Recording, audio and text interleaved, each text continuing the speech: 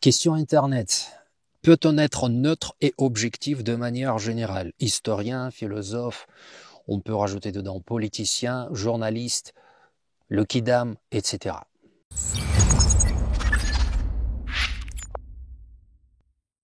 Je fais une pause dans ma marche, je suis abrité dans une sorte de cirque pour éviter le vent. Il est fort probable que je me prenne du jus très bientôt là sur la tête.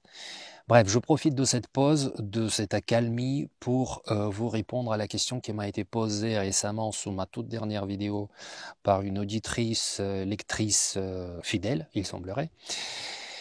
Et donc, ma réponse sera toute simple puisque je pense que toute personne adulte est parfaitement capable de répondre à cette question, mais il m'a semblé quand même intéressant, utile de répondre à cette question de la manière suivante. On ne peut pas être objectif et neutre puisque c'est la nature humaine, puisque nous sommes faits comme ça et puisque on adhère toujours à un côté ou à l'autre côté de la rivière de la pensée, dirais-je.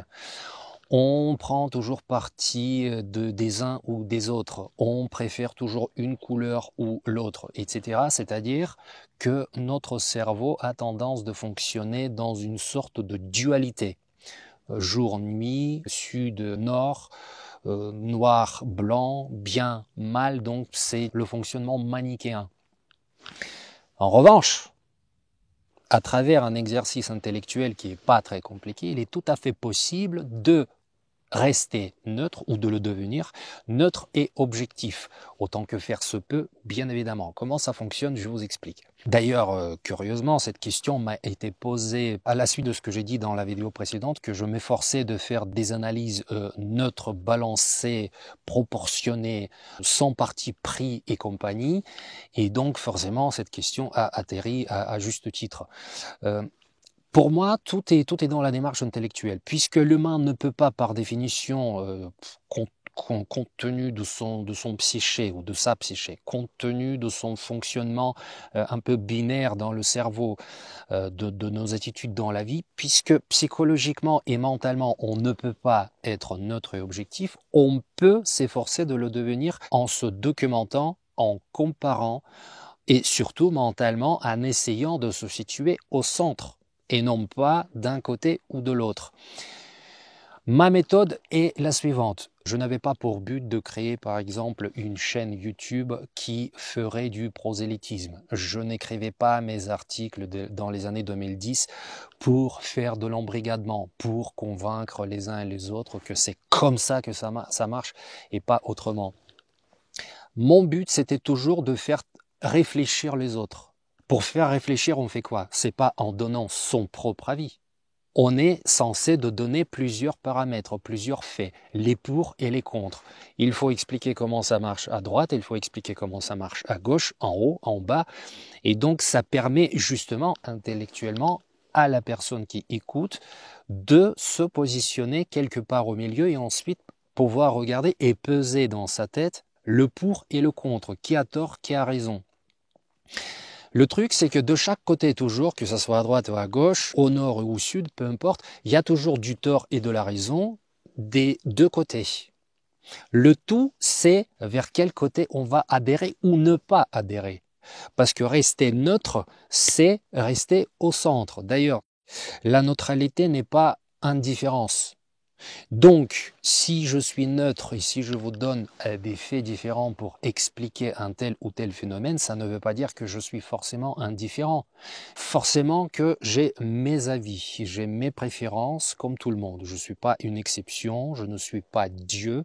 Et donc, j'ai mes avis. Mais c'est pas en donnant mon avis gravé dans la pierre que ça va vous permettre de comprendre un tel ou tel phénomène. Je m'efforce toujours de donner le pour et le contre, de mettre plusieurs choses dans la balance pour que celui qui m'écoute puisse décider exactement avec le même mécanisme que je viens de vous décrire, où est-ce que lui, il devrait ou pourrait se situer.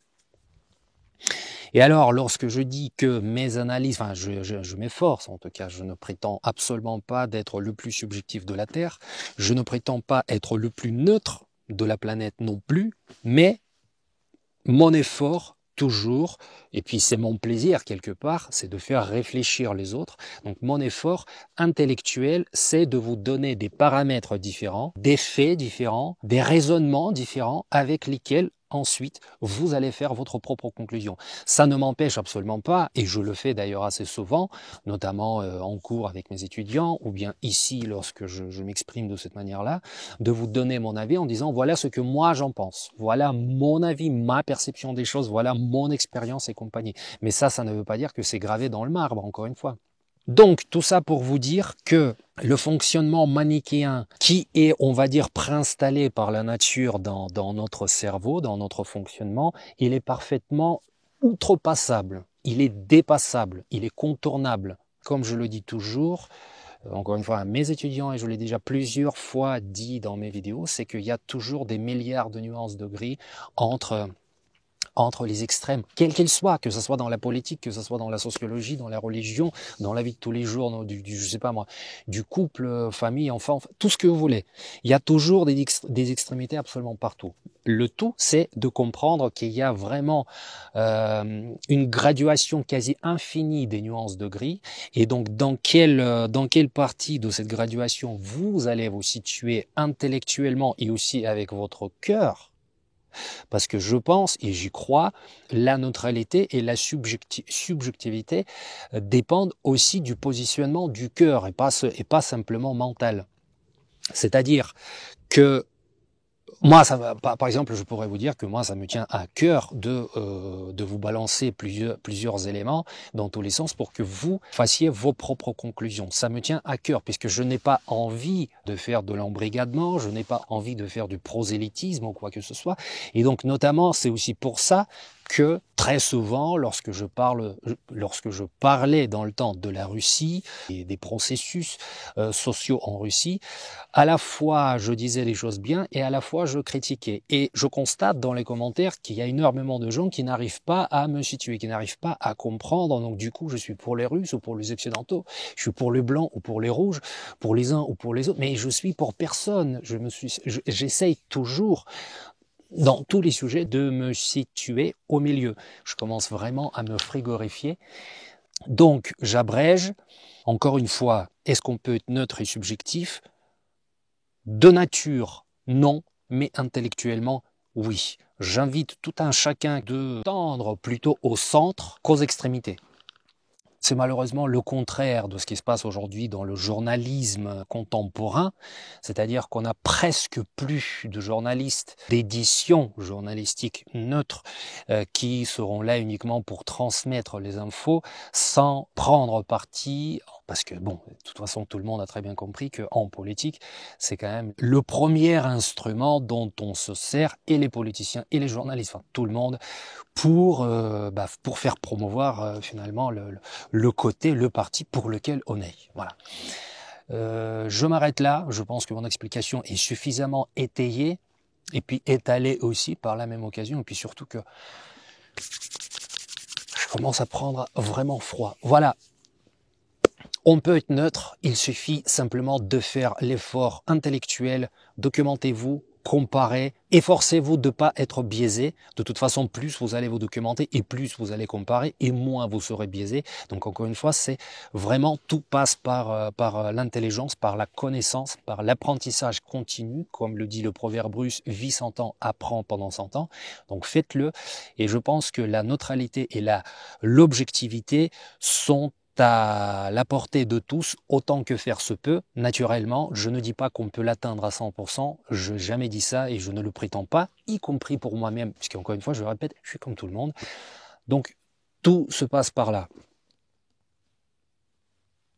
Peace.